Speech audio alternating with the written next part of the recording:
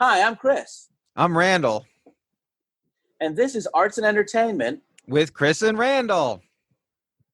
Yay! Awesome. We're trying new things out. Hopefully, that opening is a little smoother than our other openings. We are still a work in progress, but this is a special episode because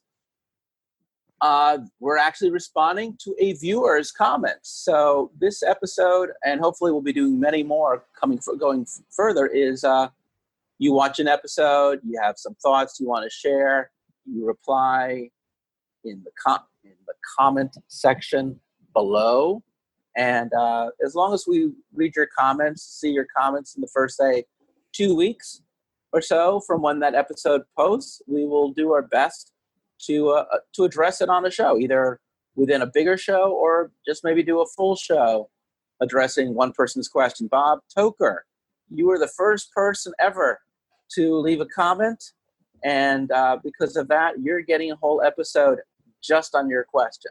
So, full disclosure, Bob Toker is a husband of someone I went to college with. So I don't know Bob very well at all. I do know his wife, Kelly. Thank you, Bob, for doing this. You wrote me a letter. I'm going to read Bob's letter, and then we're going to spend the rest of this episode slightly. Well, it was a message on Facebook, right? It wasn't like snail mail. A message is right. Well, a message is a letter. Okay, I'm fucking 54. It's a fucking letter. So I'm going to read it, and then we're going to respond. Put on my glasses because I'm fucking 54. So here he wrote. Okay, so I just watched your punk rock podcast, and now I can't find it to leave a message directly on the podcast. Well, now we've taken care of that. So yes, anyone who wants to, you can find that. It's also on YouTube, so there's a section on YouTube for leaving comments. And of course, because it is on YouTube, please, folks, like and subscribe. All right, back to what he wrote. The first thing is, can I get a link to your podcast so I can save it? I'm working on making it a podcast. So excellent. All right. As soon as I'm done, you'll get it. All right. Excellent. So now let's get to the heart of what you wrote, Bob, which is great. I really enjoyed listening to your take on punk music and the ideology behind it. I'm not sure that I totally agree with you starting in the late 70s in England as the beginning of punk music. I almost think you need to define exactly what is punk before you can truly pick a starting point. Bob, that's an excellent point. When we're done reading your letter, I'm going to actually answer your question. For me, I define punk in kind of simple terms. One is that the artist has to have attitude. And yes, I understand that it's open to interpretation. Two, the music has to be basically anti-establishment or trying to change the status quo. And again, we'll talk about that. Randall, I think, will go into greater depth in his response to your question. So when I put together a family tree where punk is, at the top of the branch below, it includes all sorts of genres of music that one typically would not consider punk rock subcategory. More along the terms of rock and roll, with the subcategories of genres of black metal, hair metal, glam, and many more. So what are some other potential subcategories? Reggae is a great example because it's full of attitude, and it's a big middle finger to the man. So having said that, I was really intrigued by your looping and grunge music to the punk rock topic. However, I totally disagree with calling grunge punk. There may be a lot of attitude as well as a major shift in pop culture, but there's nothing that I'm aware of that's very anti-establishment in grunge music. Okay, so lots of great stuff, Bob. Lots of great stuff. And I think the first thing I really want to say is you definitely got me on, I don't think I did the greatest setup. I rewatched the episode. I even said a few things that were just not historically accurate. So I want to clarify a little bit about the early origins of punk rock. And I also want to just kind of explain the whole early US, UK punk rock connection so that we can be a little bit clearer. So I had to go to Wikipedia. So the first known use of the phrase punk rock appeared in the Chicago Tribune in March 22nd, 1970. It is attributed to Ed Sanders, co-founder of New York's anarcho prankster band The Fugs. Sanders was quoted as describing a solo album of his as punk rock, redneck sentimentality. All right. So I think we can all agree the Fugs are not what you guys we would have called punk rock. But there's a period in the late 60s and early 70s called proto-punk. It wasn't called proto-punk. We now look at it. It was called garage rock, or it was called rock, or psychedelic rock, whatever. But we now call it. So there was bands like MC5 and the Stooges, which featured Iggy Pop. And that is definitely where underground rock is in the late 60s, early 70s, Velvet Underground, late rock, 60s, early 70s. And there's a difference between this kind of rock and the rock that was very popular in the early 70s. In America, rock in the early 70s came out of the whole hippie movement, but there were bands like Chicago or Simon and Garfunkel, Billy Joel, Allman Brothers, Southern rock, like the Eagles. That was mainstream, super stadium, large arena, gold record, platinum album, Fleetwood Mac rock and roll. And that's kind of where things were at. And then in England, in that same period of time, you had, Paul McCartney and Wings. You had the Rolling Stones. You had prog bands like Jethro Tull. Even things like David Bowie. But they were I'll pick on Bowie later. But at least, Led Zeppelin, Jethro Tull, you had a lot of metal. You have Black Sabbath. Or you have just what had been the dominant rock from the late 60s coming in. So punk rock begins as a protest movement. In England, in the early 70s, the term that they're using is something called pub rock.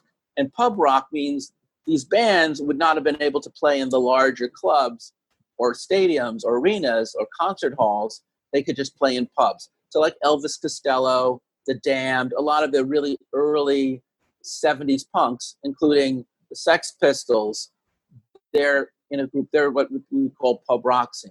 Before they were the Sex Pistols, there were these guys in a band called The Strained. So The Strained hires Malcolm McLaren. The band changes its name. We had incorrectly pointed out that McLaren and Vivienne Westwood actually owned the same store. It was called, it was first a place that did like 50s teenager clothing, but it did change its name to Sex. Is that right, Randall? Yeah, they changed the name to Sex when the Sex Pistols came out, and they were managing the Sex Pistols. I'm going to stop you. That was where they changed it to Sex, and then they gave this name to the band, the Sex Pistols, right, to sell the look. Well, it was all strangely enough, but it's very important to realize that the name Sex Pistols was to sell the name of the sex shop. Right. Sex shop. Well, apparently changed this because that's going to be very big in a minute. But go ahead. Well, apparently in London, like during that era, you're talking about the 60s, especially, there was a lot of like faddish young people clothing, faddish young people. Yes, there were faddish clothing stores. And so this was just yet another one of these stores. Right. And so so they developed the look. But hold on, you got to let me. I got to get developed the band based around the look. Let me get the timeline. The band is concurrent. I mean, the band exists before the group. The band exists before the sex shop. It's just called it has a different name and has a different approach to music. But in 1975, when McLaren had already been managing the band, the name of the store I forgot now was something called Acme something or other. He goes to New York City for a year. Now, while he is in New York City in that year, he goes to places like Max's Kansas City and CBGB. And at CBGB and Max's Kansas City in 1974, in 1975, are bands like Television, Blondie, the New York Dolls, and most importantly, the Ramones. The Ramones are really considered by almost everybody's definition as one of the first, if not the first, punk rock band. Well, I want to add with the hold Ramones. On, let me just finish because I'm just straightening out literally Wikipedia research, but then give me your comment. Go ahead. What are you going to say about the Ramones? All right, I just want to add with the Ramones is they did a tour of England right before the Sex Pistols broke, and right. But let me just good point. There's a comment. There's a comment that some guy in the music scene, I can't remember who it was, said that after the Sex Pistols toured England, every band in England suddenly sped up, and and their songs became much shorter. Well, but the key so they had a is, huge influence on the aesthetic of the music there. They had an influence on McLaren in 74, 75. He was catching the Ramones, who did these songs under 2 minutes long, had a very 50s mod look, and they were doing really what is American punk. I cannot really just disregard television. Richard Hell of the Voidoids comes out of television. Lloyd Cole. Television is a great band. Marquee Moon is as seminal an American punk album as the first Ramones album, but the first Ramones album comes out in 1976, and Nevermind the Bollocks comes out in 1977. So I have to explain to those people watching that, yeah, an American sensibility absolutely started the punk rock scene, no doubt.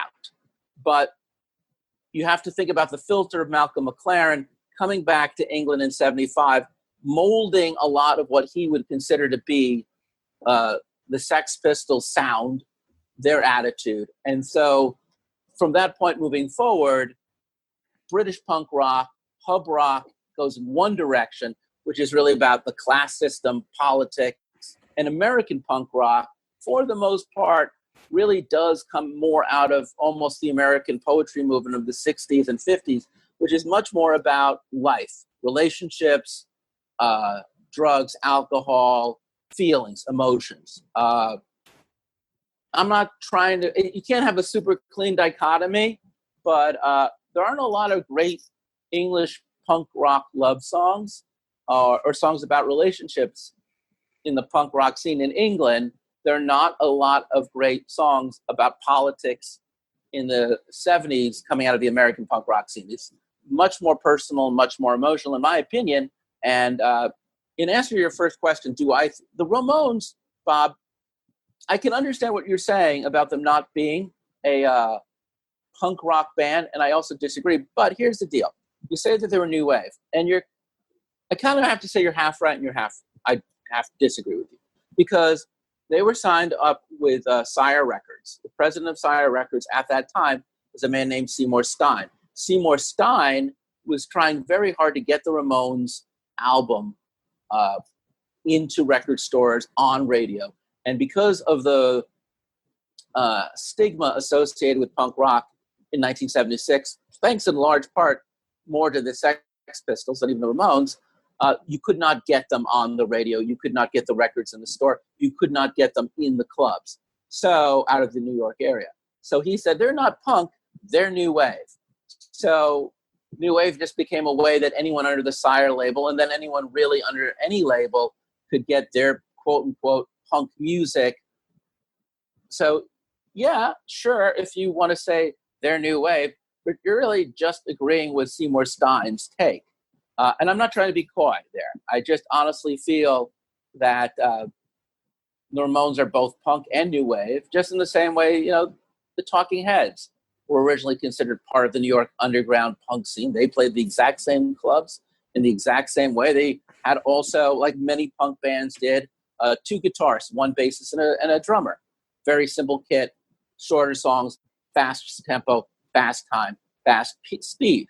So I think we already went into a great length about new wave.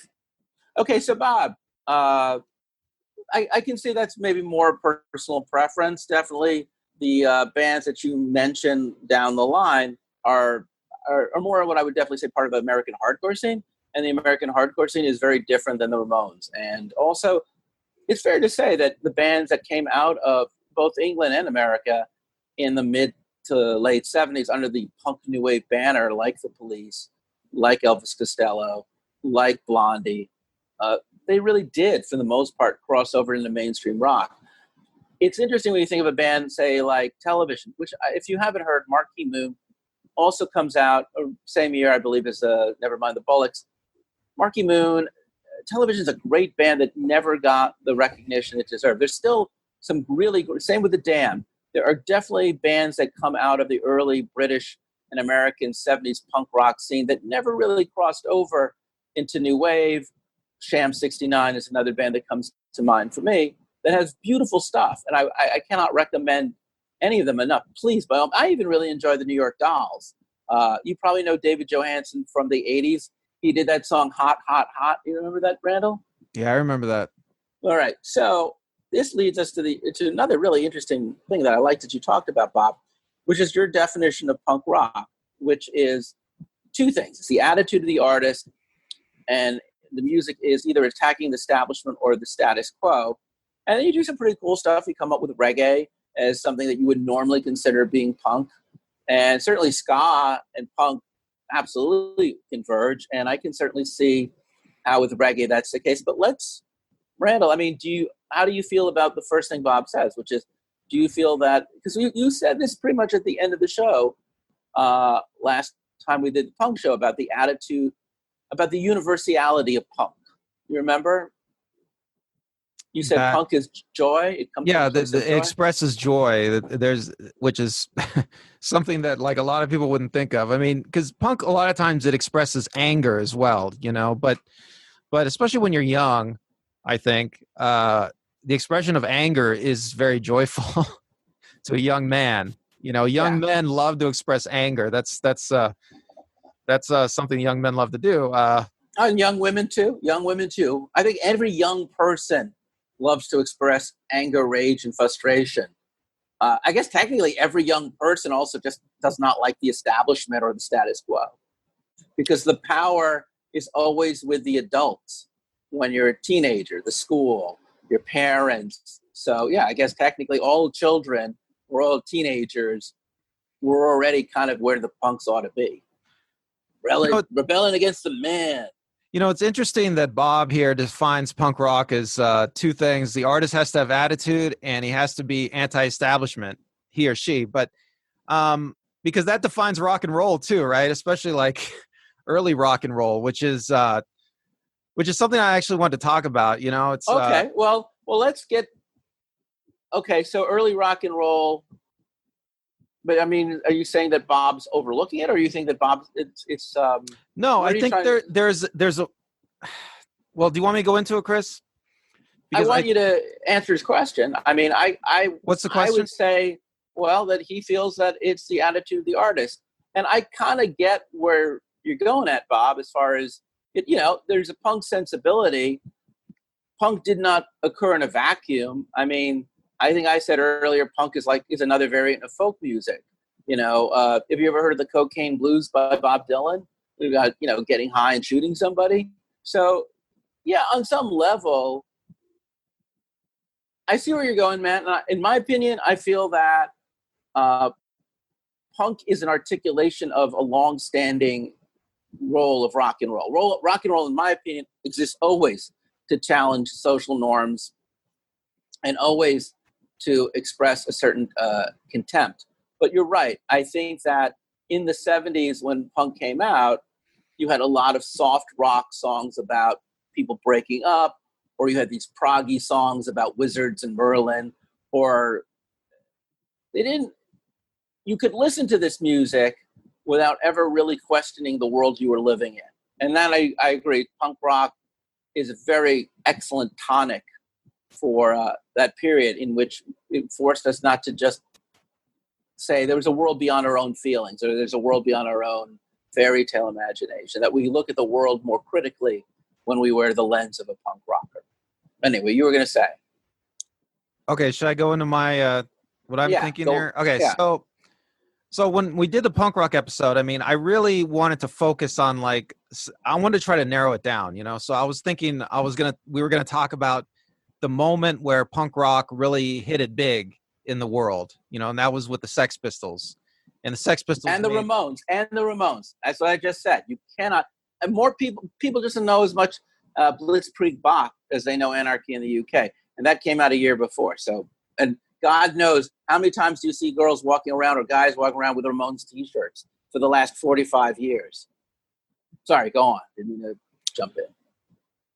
Well, I mean, maybe I'm wrong, but I really think the Sex Pistols really broke it open at that moment. I mean, the Ramones are extremely influential, of course, but in terms of popularity and influence on culture, I think the Sex Pistols win. You know, But I don't know. I can't go with you there because I've seen back in the day in New York, you were just as likely to wear the leather jacket and have the mop top of black hair and wear a Ramones t-shirt than you were gonna spike your hair. yeah, but you're coming from the studs. perspective. You're coming from the perspective that, I mean, the Ramones were like a local band for you. I mean, like they were, but they were also a humongous world band.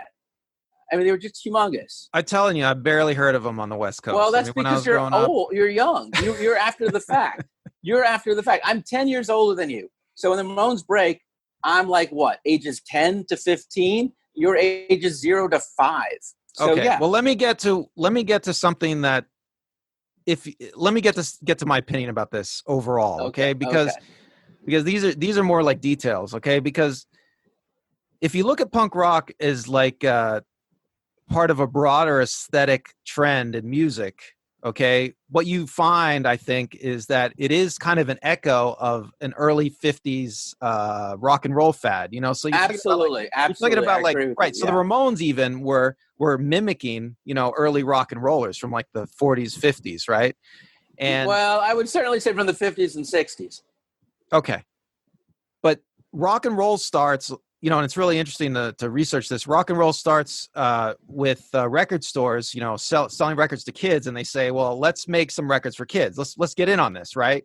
And the technology apparently started where they could press their own 45s, these little record stores, and so they started, you know, cultivating acts, you know, and that's where rock and roll comes from. It was a fad. Rock and roll was a fad in the, I would say, I don't know, the 40s and 50s. Well, and I don't really think anyone ever talks about rock and roll in the 40s. Most people think rock and roll starts with Hound Dog by Elvis Presley. I think that's 53, 55. Right. Rock and roll, by the way, is a back in the day in the 40s was slang for sex. Okay. Well, I think it starts a little bit earlier than it hits popular culture. You know, it's like it's a little bit underground for a while. That's like a whole other episode, man. But okay, a whole other episode. Well, let me finish. Okay. So rock and roll is really a fad that sweeps teenagers, you know, during the baby boom, you know, so this is one of the reasons it's so influential, you know, and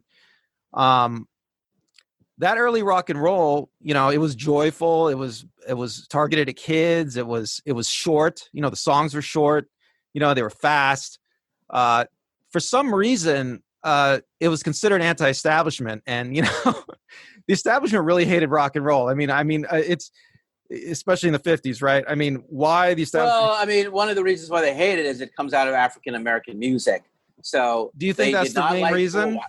Well, dude, Big Mama Thornton wrote Hound Dog, and no one would ever play her version of Hound Dog because she wasn't written it. It was written by Lieber and Stoller, but she was the first person ever to sing Hound Dog. And you can play music by black people, colored people back then in America. So they'd have white people cover their songs. So yeah, there's the race and rock and roll in the 50s. I don't even want to touch it. That's but do you think? But issue. I don't think jazz. Yeah, like for instance, do you think jazz like had a? They didn't want black people's music on white Christian radio in the 1950s. But do you think jazz had the same kind of effect? I mean, hell yeah. And that's a whole other episode. But yeah, in the 50s, rock and roll music was criticized as being the music of drugs, of sex, and worst of all, being the music of non-white people. And it was very, very taboo. One of the biggest reasons why rock was even able to succeed in the 50s was thanks to payola, where they would just pay people to play rock music. But again, these are great episode questions for a different show. I really want to tack back to what Bob said. Well, anyway, let me get to my points then. So anyway, okay. So rock and roll is this fad in the 50s especially, and by the 60s it starts to peter out, and artists like the Beatles are heavily influenced by the 50s, you know, American rock and roll scene. And by the 60s, the whole rock and roll fad starts to peter out, and that's when bands like the Beatles, you can see, like, they have a transformation, you know, where they start to make rock and roll into like a more establishment music, you know, more symphonic music, you know, that'll really sell to the masses. I don't think the Beatles were thinking of that. No, bullshit. I'm just calling bullshit. I mean, psychedelic. No, dude, bullshit. Not even close. The whole point of the 60s movement and bands like the Beatles was to protest, to add strings to songs that would rock and roll, to change what rock would sound like. So it wouldn't just be two guitarists, a bassist, and a drummer.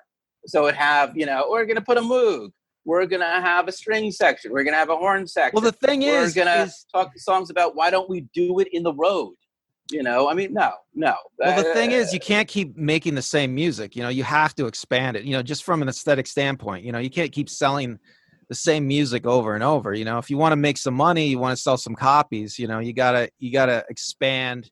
Well, I think you're drawing a line. You're drawing a fake distinction. There's rock music and pop music. And I think what you're talking about right now is really pop music, which is okay. But rock and pop kind of dance pop between music the two. By the 60s and 70s, rock music becomes pop music.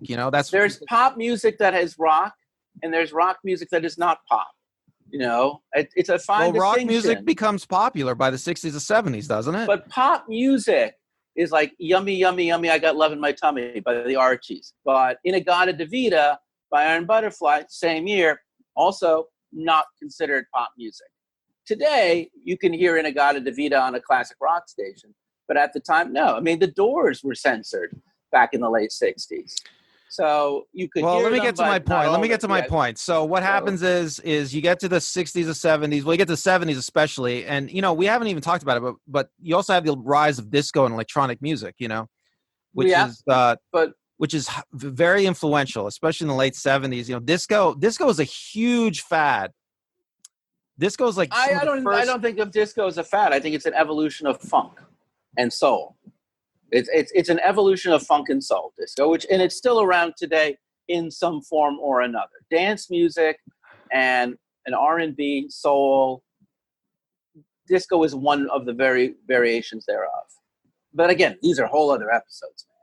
Well, I see disco as the start of electronic music, which everything is electronic music today. Starts in the 60s, and you can even hear electronic music in like Kraftwerk, which comes out of Germany. You can in the early 70s. And there's also a punk band. And I apologize. We never touched German punk, krautrock, Czech, Purple Plastic People. There's a lot of punk that has nothing to do with either the UK or the US. We just don't have the time. Okay, but here's my point. So when you get to the 70s, there's all sorts of trends in popular music that make popular music much different than that early faddish rock and roll was. I mean, so the early faddish rock and roll was like the Ramones, right? It was short and quick and fun, joyful. I mean, to call it even faddish is pejorative.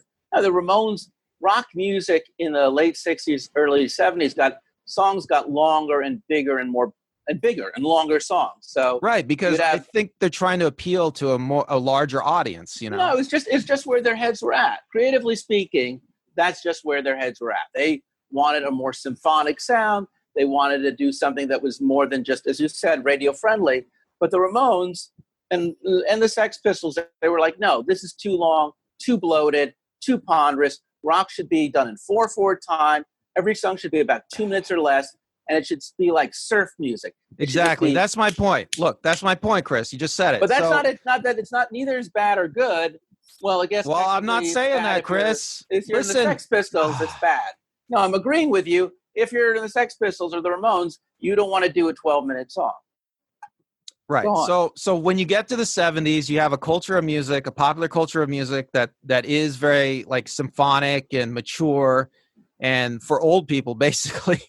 And, the music of youth. It's a fair cop. That's a fair cop, because if you were a teenager in the 60s, you're now at school, you have a job, you have a wife, and you're right. There's a whole new bunch of people who were born, I guess, technically in the 50s. Well, you're right. There's they call them the blank generation. And, people always say the baby boom, but there's this weird group of people who were born, who became hippies in the 60s, but then there were kids in the 60s who were too young to be hippies.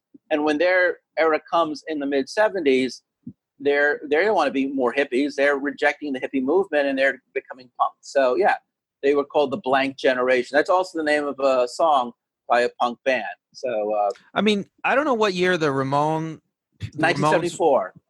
and their first album is 1976. Well, I And wanted to ask. Blitzkrieg Bop is their first hit. Well, I was wondering what year they were born.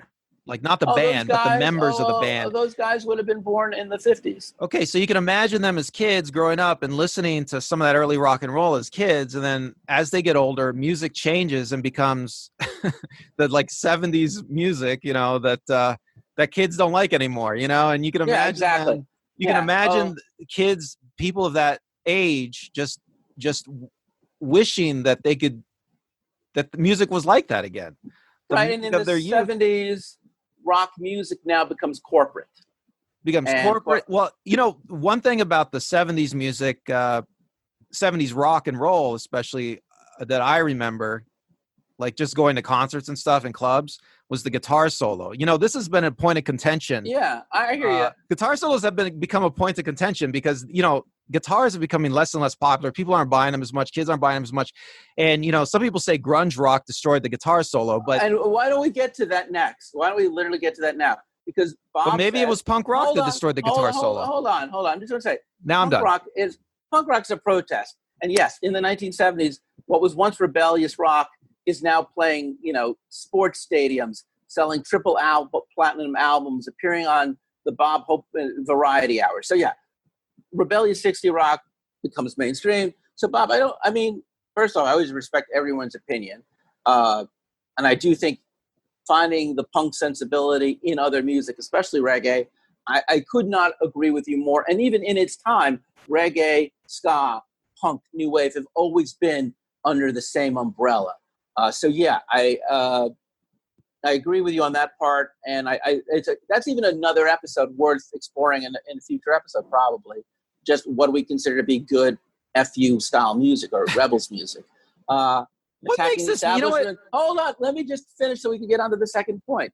So, and I think we've all agreed that on one level or another, music there's a difference between music that attacks the establishment and music that affirms the values of the establishment. And I agree with you that pop music, even today, doesn't really question society that often. It normally just reaffirms the values that we have. That's why you could theoretically be, a fascist right-wing person and still love Adele. Right, Randall? Yes. Okay, so I guess let's get to... Go ahead. I guess I have a question. Bob's right that all this music is somehow anti-establishment. I mean, maybe. Yeah. It's arguable that it is. So what makes it all anti-establishment? I mean, it is. I mean, you've heard early rock and roll, right, from the 50s? Well, Elvis Presley. We just said that. And you just said that you thought that it was black music. That was why it was people didn't like it. I said that's why they didn't like to play it on the radio. Not like people didn't like it. I'm saying why it was the establishment. What makes it anti-establishment? I mean, is there something inherent in the music that makes it anti-establishment? Rock and roll, I just said, means sex. Good golly, Miss Molly, you sure do like to ball. You keep me rocking and a rolling all night long. That really means, good golly, Miss Molly, you sure like to have sex. You have sex with me all night long. I could keep on going, but I don't want to put a not safe for work or family or whatever warning on this episode. So, but there's other music that talks about sex. Not in the 1950s, no. In the 1950s, there was no country song called, yeah, lady, sure like to have sex. It wasn't like Perry Como wasn't singing a song like, hello, lady, let's have a lot. They would have innuendo, yes, and they'd be clever and sly. I love Cole Porter, and he knew a good blue line. But no, as far as like being overtly sexual, Elvis Presley had to be filmed from the waist up because what he did with his legs was considered obscene. 10 years later, the same problem happened with Jim Morrison performing on TV. What he was doing with his legs was considered obscene. So rock and roll has always been leading with sex. Okay. Which is weird because the Sex Pistols, despite their name, never led with sex. They led with attitude. And the same with the Ramones. Despite everything else, they led with attitude. And in that sense, I don't agree with you, Bob, but I do understand what you're saying. So the other point that you make, Bob, which I'm going to totally have you take on, Randall, is he does not consider Nirvana to be a grunge band. Oh, no, sorry. He doesn't consider grunge to be punk. Grunge is not my scene. So I'll be like, okay, if you say so, maybe you're right. But I like grunge, but grunge is just not my thing. So you want to Well, I will just say a few things about assertion? this. I'll say a few things about this argument about grunge not being punk. When grunge first hit, I do remember like a lot of people calling it punk, a lot of people saying punk music finally broke in America. A lot of people considered Nirvana to be the first real punk album that broke in America, 10 years, 20 years after the fact. But I mean, these are arguments people made at the time. They're not, I'm not saying, I don't know if I agree with them, but I mean, I can see grunge not being characterized as punk. I mean, the whole idea behind punk is that there's an aesthetic rift between grunge and punk. I mean, punk is supposed to be joyful and fast and punchy, and grunge is slow and depressed. I mean, Kurt Cobain basically invented depression rock. Yeah, no, it's true. Yeah, very emo, right? Am I totally off?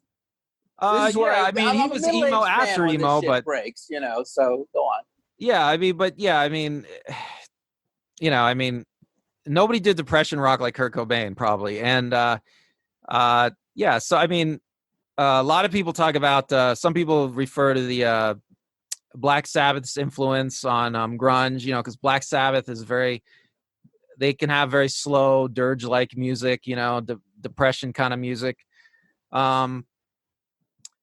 So I mean, but you can see there's a lot of punk influence in all the grunge bands, and yeah, grunge is its own thing. I mean, it's really hard to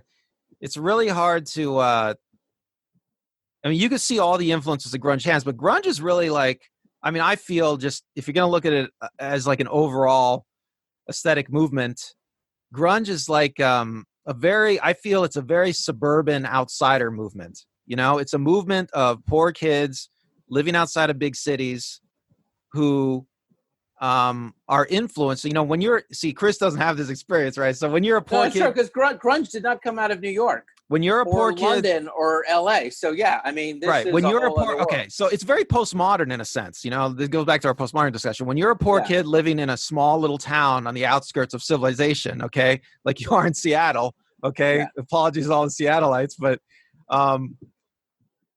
you look at pop culture as an outsider. When you see a band like the Ramones, you don't see attitude. You don't see the politics. When you look at the Sex Pistols, you don't see the politics. You just see the aesthetics. It's a very postmodern way of looking at them. Yeah, I mean, it makes sense because it's 10 to 20 years out of date. It's out of date, but it's also that it's not.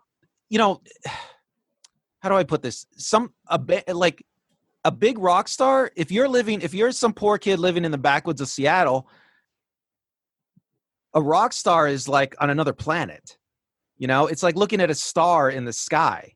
It's not, it has nothing to do with your own experience, and you can see all the grunge rockers, they didn't wear crazy clothes, they didn't have crazy shows, they just wore their everyday clothes because the idea for them, they're very, I guess suburban is the best. I don't know if that's the best word. It's like they were like, I don't know. What's a good word for it? Normal people?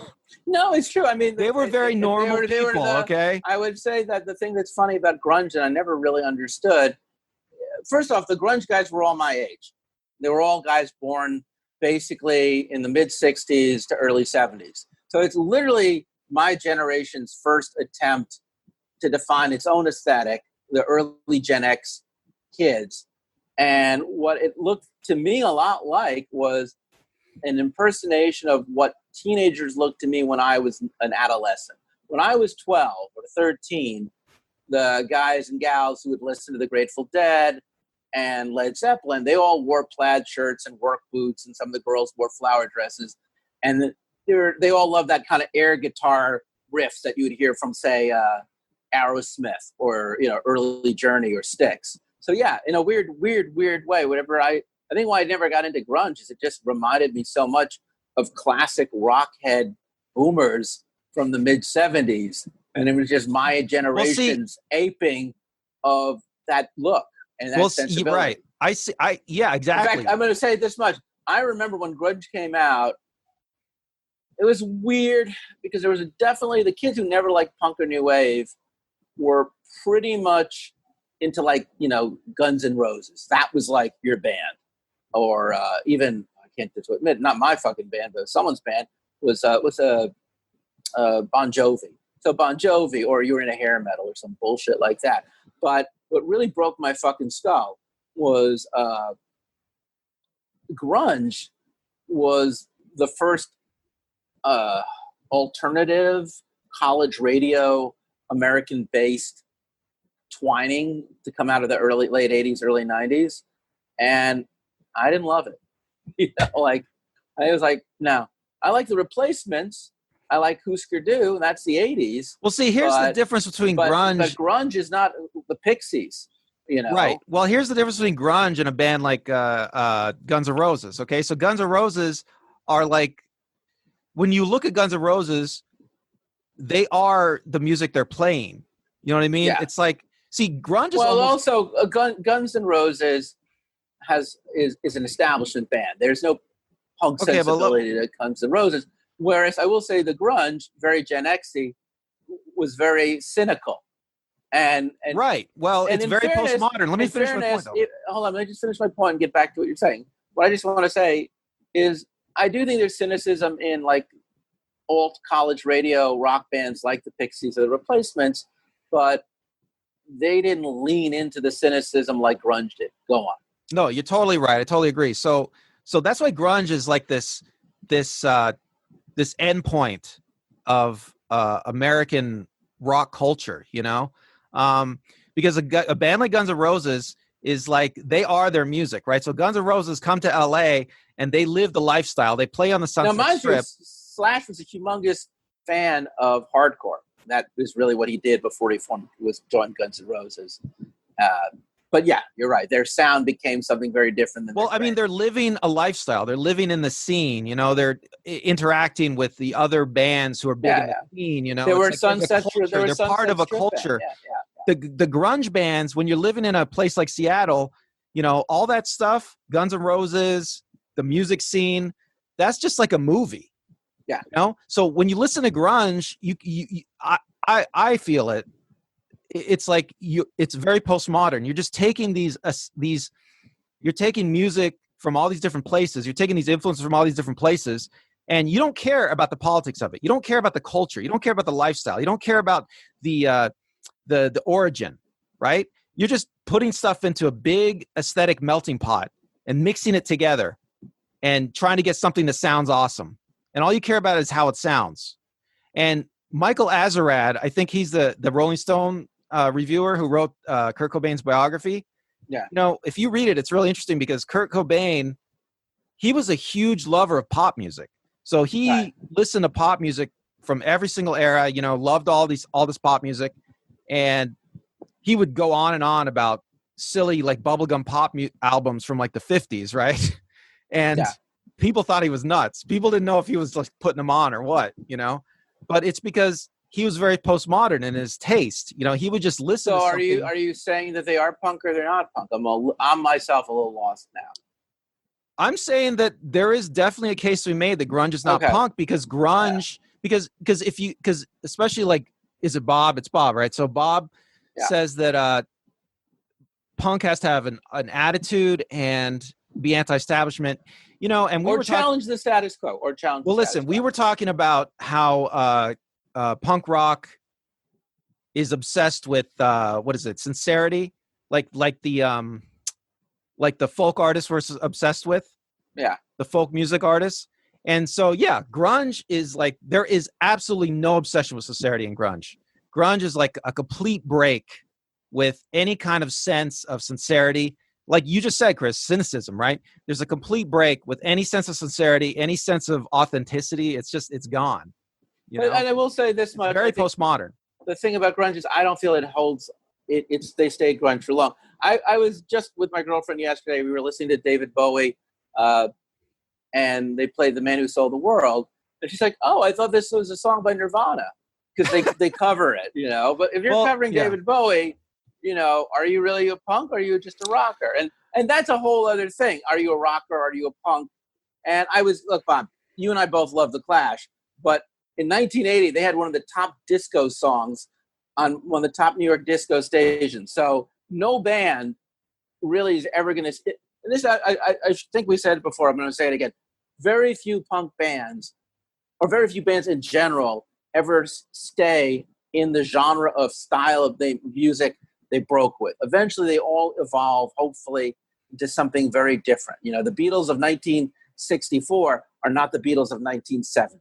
So, and weirdly enough, even a band like the Ramones, kind of morphed a little bit with the times. I actually didn't think they got better with time, but and we'll never know about the Sex Pistols because their time on this planet was so brief.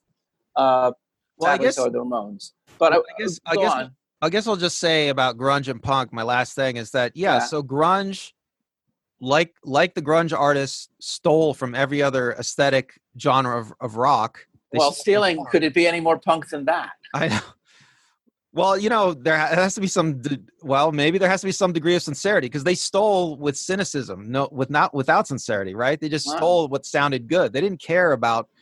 Well, remember they were. Here's the thing they were on the cover of Rolling Stone, and Kurt Cobain had a T-shirt that said "Corporate rock sucks," and the Ann Winter's like, "You're not going to have that on my fucking magazine cover," and he had that digitally removed from that, so it didn't say "Corporate rock sucks" because if it was like a weird deal. You're going to appear on the most corporate rock magazine, the Rolling Stone, and you're rebelling by having that say "Corporate rock sucks" on your photo in the Rolling Stone, and then the Rolling Stone said, "Yeah, you can be on it, but we're going to censor you."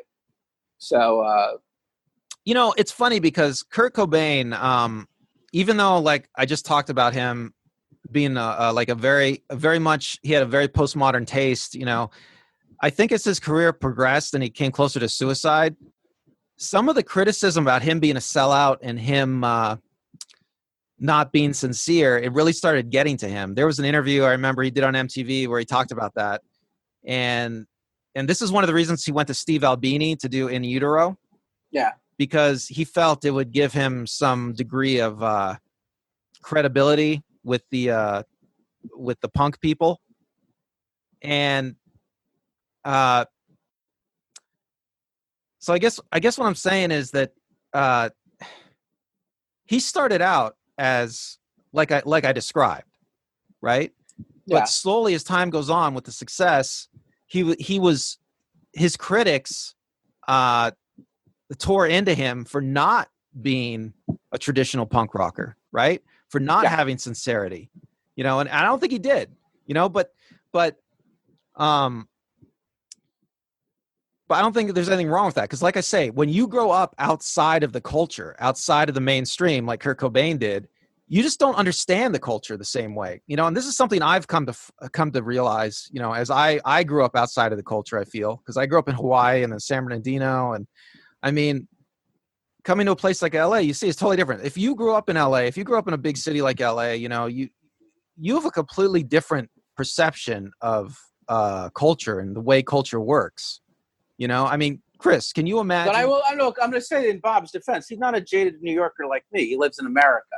So, I know you're not here to defend yourself. I apologize. This has been a very this is all going just to him talking about grunge is not punk. This is all. So he could just say, look, I came up in the same world you came in, Randall. And no, but Bob's right. It's still not, Bob's right because Bob is right because grunge definitely has like a different kind of attitude from punk.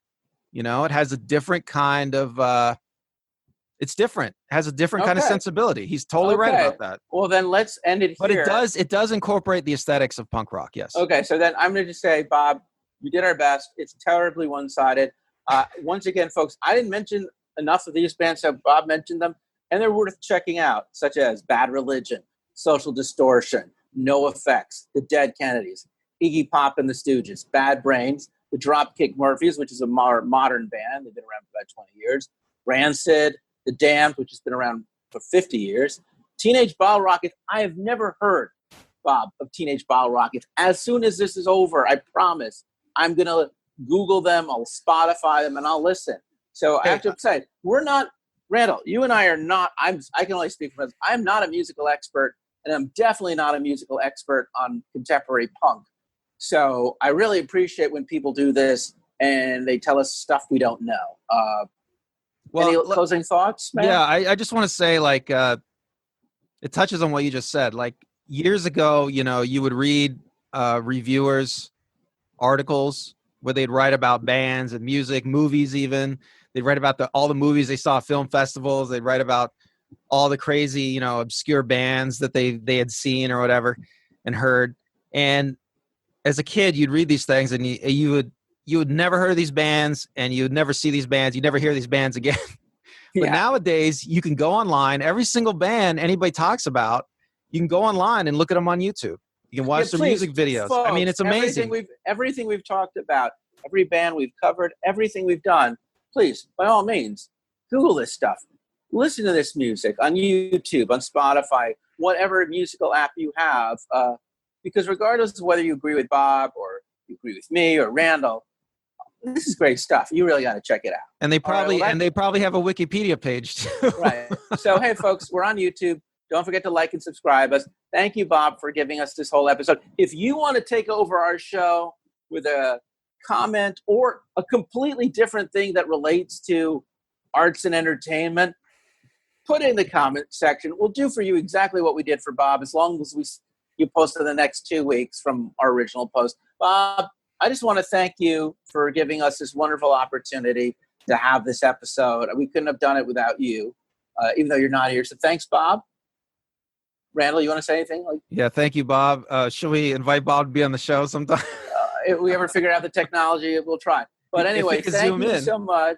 If you could, we'll probably, down the line, we'll probably have other people on the show. I actually know people who are in punk bands, so I have a feeling that we're going to come back to punk one day, and we'll interview people who are in punk bands so we can finally get people with more experience than us talking about this, because I love punk as a history.